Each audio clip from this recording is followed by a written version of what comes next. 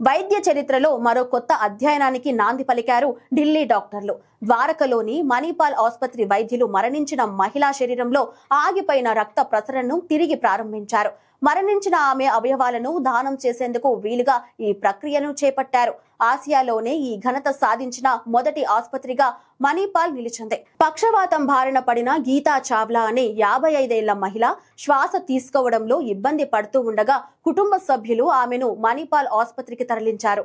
పరిస్థితి మరింత దిగజారడంతో నవంబర్ 6న మరణించింది. అయితే ఆమె అవయవాలు దానం చేయాలనుకుంటున్నట్లు మృతురాలి కుటుంబం తెలియజేయడంతో అక్కడి వైద్య బృందం నర్మోథెర్మిక్ రీజనల్ పెర్ఫ్యూజన్ అనే అరుదైన ప్రక్రియను నిర్వహించింది.